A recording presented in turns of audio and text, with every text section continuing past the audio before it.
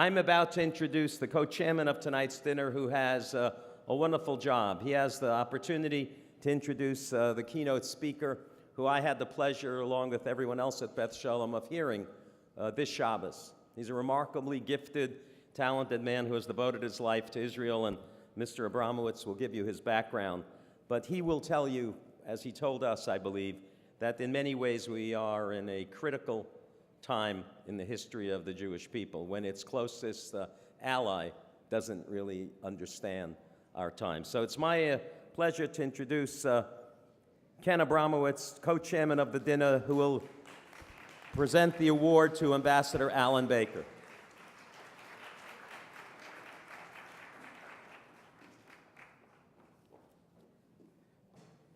Thank you very much, Ben. It's great to be here and see many of my friends. And it's an honor to be here at the One Israel Fund Dinner. I have such a high respect for what the organization does, and it's a privilege to be here with you.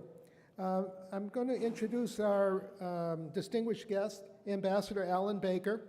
He's an attorney and a graduate of the University of London and the Hebrew University, and he's one of Israel's leading legal experts. He served as legal counsel and deputy director general of Israel's Ministry of Foreign Affairs between 96 and 2004, and followed by 4 years as Israel's ambassador to Canada. And he previously joined the Foreign Service after spending several years as a military prosecutor in the IDF. And he was also, in many of his 35 years of service, he was involved in the peace process, so to speak, peace process, drafting various agreements between Israel and its neighbors, many of which were ripped up, but at least he knows full well what it's like to negotiate with Israel's challenging neighbors. In 2012, he was appointed by the Prime Minister and the Minister of Justice to serve on the Levy Commission to consider the situation of building in Judea and Samaria, and he came up with the conclusion that Israel has a right to build and be in Judea and Samaria.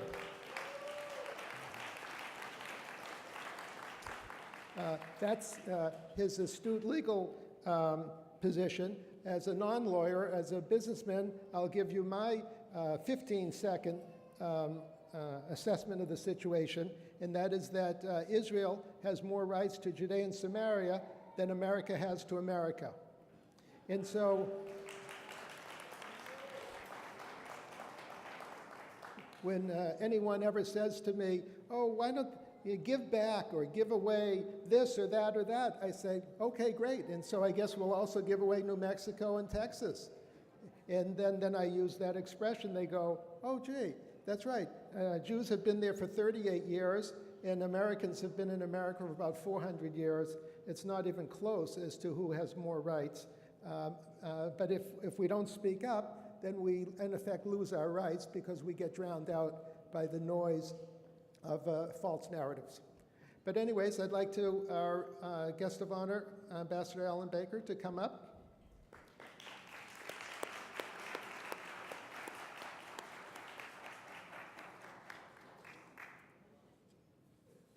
You want to read the inscription? Yeah.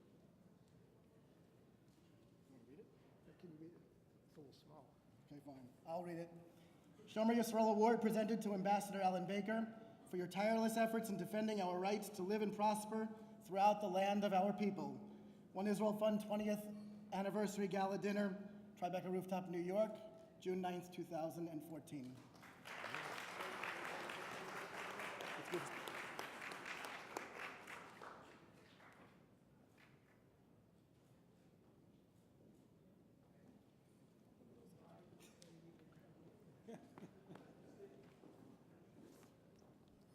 Ladies and gentlemen, good evening.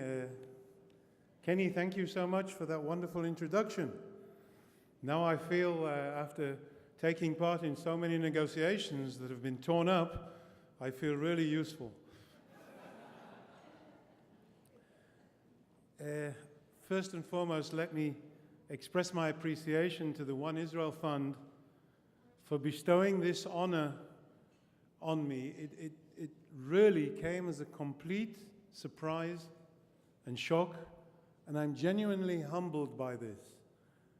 I've worked for 35, 40 years, basically as an international lawyer, as a negotiator, negotiating with Egyptians, Jordanians, Lebanese, Syrians, Palestinians, Americans, Europeans of all types and colors.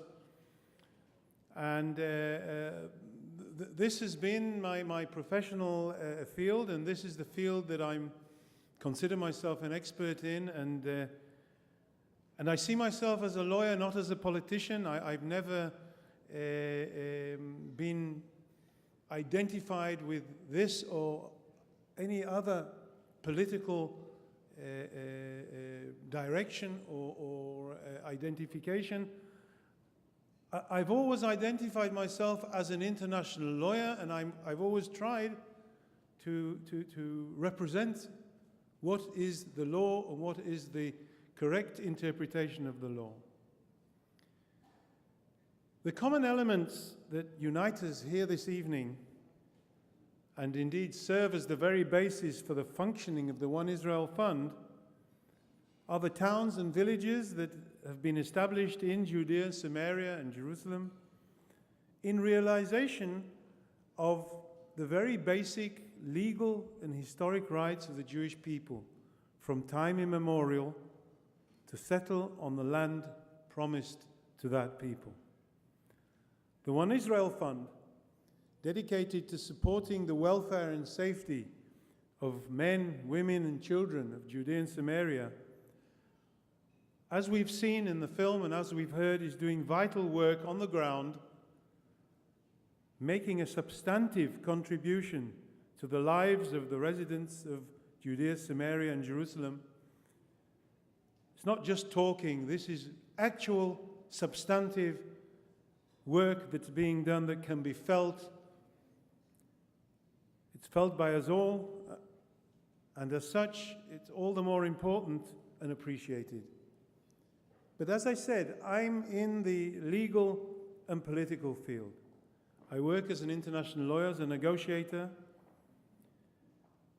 For all these 35, 40 years, I've lived, eaten, slept together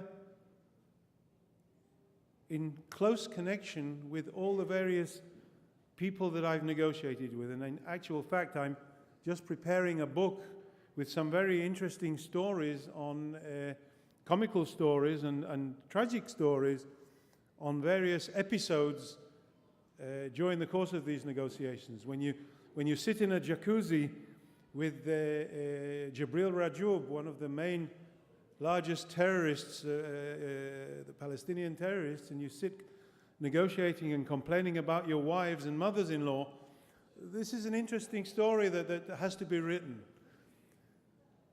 Or when you complete the negotiations and Erev Rosh Hashanah and everybody's in a hurry to fly back to Israel, but we all have to wait because Yasser Arafat's going from one to the other, kissing everyone, and I haven't washed my face since. These are little stories that are very interesting and show a different side to the negotiating process. But to be serious, in my writings and in the statements that I've made, especially since I left government service, I've been trying to point to this amazing element of misrepresentation and misconception that seems to be prevalent in the international community as to the legal and historical aspects of the rights of the Jewish people in our area.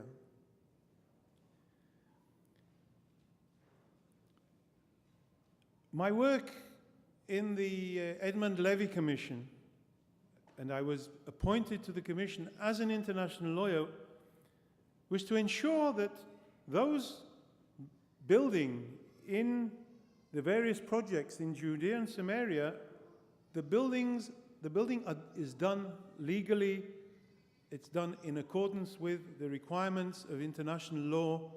It's done in accordance with the requirements of Israeli law to ensure that everything is above board and in accordance with the norms, the humanitarian and legal norms of international practice and international law.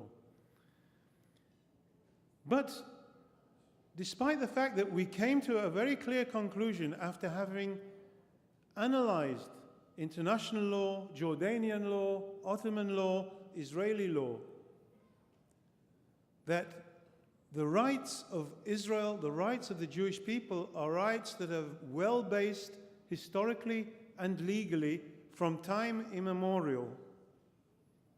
And anybody who claims that or ignores these rights or denies these rights are either deliberately ignoring something which is blatantly clear, or there's some ulterior motive, ulterior political motive behind this position that seems to be prevalent among the international community.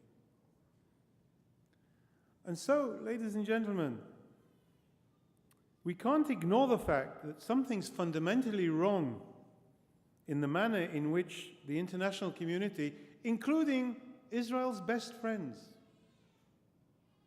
and I'm talking about Israel's best friends here, I'm talking about in Europe, I'm talking about the United Nations as a whole, which is no best friend of Israel, they perceive and they represent Israel's towns and villages in Judea and Samaria and in Jerusalem, the whole of Jerusalem, not just East Jerusalem, not just West Jerusalem, but the whole of Jerusalem. They represent these as illegitimate, as illegal, in violation of international law. To claim in statements, in resolutions, in lawsuits, that settlers are illegitimate, that Israel's settlements are illegitimate, is simply legally wrong in accordance with international law. It has absolutely no basis.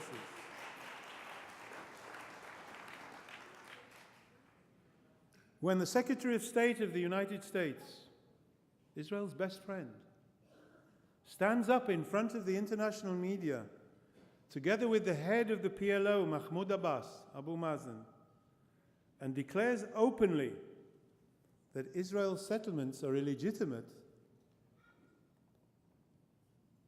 he's wrong. He's legally, he's internationally, he's wrong. But by saying so, that makes me, Alan Baker, resident of the Har Adar village settlement, that makes me an international criminal. And by the same token, ladies and gentlemen,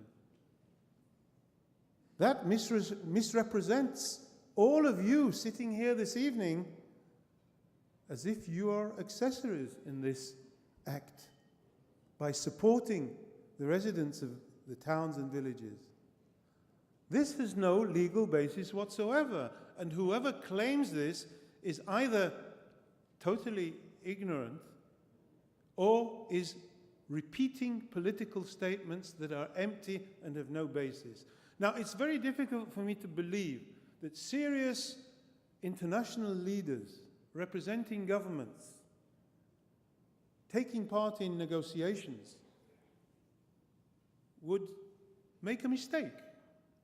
These people have advisors, these people are supposed to know what they're talking about. But when Israel is brazenly and falsely accused that its settlement policy is the cause of the breakdown in the negotiations, and this in itself fuels the Palestinian propaganda machine and justifies continued refusal to negotiate, and even serves as a justification for continued violence against the residents of the settlements, something is very wrong. It's fundamentally wrong that due to Palestinian and extreme left-wing propaganda, including various Jewish elements here in the United States, as well as in the Israeli media, that the dreaded S word, settlements are applied selectively and only to Israeli settlements in Judea and Samaria, and have received such a negative connotation. The fact that the Turks are settling in northern Cyprus, that the British are moving thousands of people to live in settlements in northern Cyprus, the fact that the Moroccans are settling in Western Sahara, they're not settlements. Nobody considers these to be settlements. And in fact, the Europeans are even encouraging the Moroccans and giving them business and supporting their oil and fishing rights in the area. So there seems to be an amazing double standard that is directed only against what Israel is doing in the territories. This is wrong, legally and historically. In the same way that the term that is commonly used and nobody really thinks about it, occupied Palestinian territory. It appears in tens of General Assembly resolutions in the UN every year. It appears in speeches, in statements, in declarations by leaders, US leaders, European leaders, everybody. But it's wrong. There's no such thing. The territories are not Palestinian, and the territories are not occupied. And this is nothing more than the political viewpoint of those states that voted in the various General Assembly resolutions. There's never been any legal document, any treaty, any convention, any contract, any binding resolution that has determined that the territories are Palestinian. And the Levy Commission proved, on the basis of a very thorough professional and legal analysis of international law and practice, that the territories are not occupied. The territories are unique. In Latin it's called sui generis, based on the lengthy legal and historical rights of the Jewish people from time immemorial. Nobody can claim to have greater, deeper, and more seriously legally based rights, in fact, indigenous rights. The Jewish people are the most indigenous of all peoples in the area, in the world. No other people can claim to be the indigenous people of the area. And if you don't accept what's written in the Bible, then read Persian, Greek, Roman historians who wrote about this strange tribe of people with their heads covered, with strange eating habits that wandered around in that period before the Common Era. And if you don't accept any of this, then, and if you're especially the non-Jewish people among us, if you believe in Jesus, then one can't deny the fact that he was born, lived, and died a Jew. And if so, then what were the Jews doing at that time? Why were they wandering around in the area? Because they had the right to be there. And so nobody can deny this. And anybody who does deny this is basically denying historic and legal, the legal background and the legal rights of the Jewish people. When Catherine Ashton, the head of the foreign affairs of the EU, together with the US State Department, repeatedly expressed the fact that Israel's settlements are illegitimate, they're prejudging a negotiating issue. The issue of the final status is still part of the negotiating process. And Kenny, whether we like it or not, this is something that Israel has agreed to, and this is something that's still on the negotiating table. And so anybody that can come along and declare that Israel's settlements are illegitimate is prejudging an issue which is a negotiating issue. Anybody that can declare that the 1967 Green Line is a border, first of all, is totally ignorant of the fact that there's no such thing. there's no such border. This is an armistice demarcation line. But also, the fact is that the issue of borders is a negotiating issue. So anybody who declares this, and when the United States promises the Palestinians that the green line will be the border, then they are prejudging a negotiating issue, despite the fact that they're acting as an honest broker in a negotiation. Now, the straw that's broken the camel's back is, in fact, the latest events over the last month. And this has brought us to a very critical situation which we must all take very, very seriously. Because the fact that the Palestinian, that the head of the Palestinian Liberation Organization and the head of the Palestinian Authority, Abu Mazen, the fact that he wrote a letter to the United Nations and to the government of Switzerland asking to become party to international treaties as a state is a fundamental breach of all the various agreements that have been signed between the Palestinians and the Israelis. Up to now, there have been many crises and many breakdowns in negotiations. But this is the first time that there's been a fundamental violation of what is considered to be an international agreement.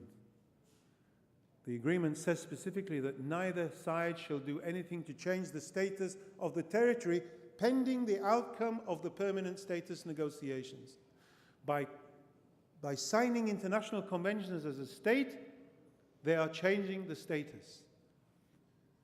By joining up with Hamas, they're violating a central provision of the agreement which prohibits any terrorist entity or terrorist infrastructure as part of the Palestinian governance. By entering into international agreements, they're violating a central provision that prohibits them from conducting foreign affairs. These are fundamental breaches, ladies and gentlemen. And as the lawyers among us know, a fundamental breach means that you're frustrating the very capability of carrying out the agreement or the treaty or the contract, and it renders the contract voidable, which means that the other party has the right to consider its own interests, to take its own unilateral measures, or to decide what it wants to do according to its own security, demographic, or other interests.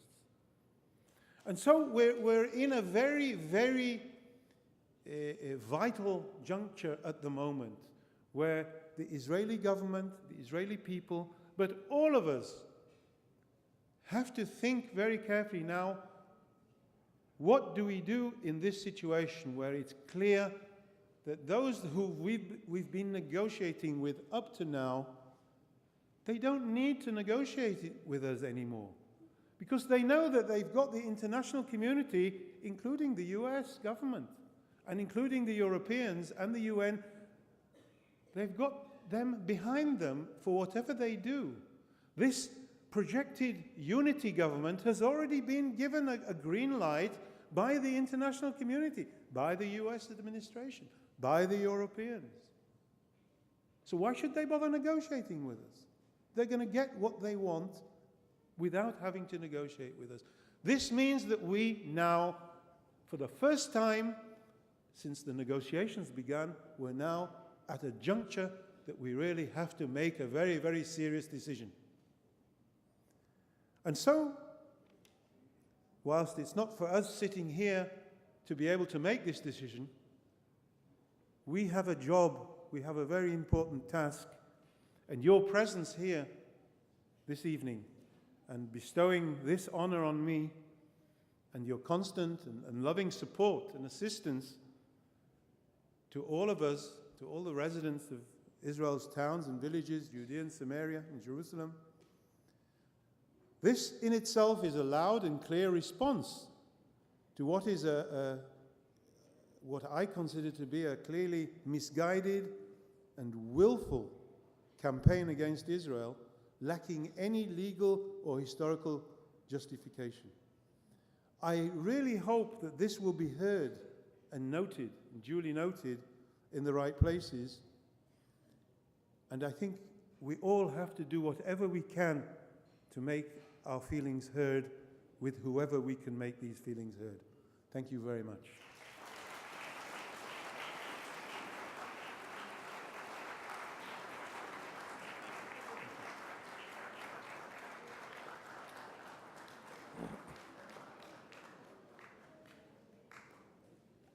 Thank you, Ambassador Baker. I think you're right to sound the alarm, and hopefully it will be heard by those in this room and outside this room. I tell you, as I listened to you, I said I was privileged to watch a lawyer who represents so eloquently so many Jews. I do too, but it's different. And a footnote for your book: the next time you have Jabril the terrorist in the jacuzzi, drown him.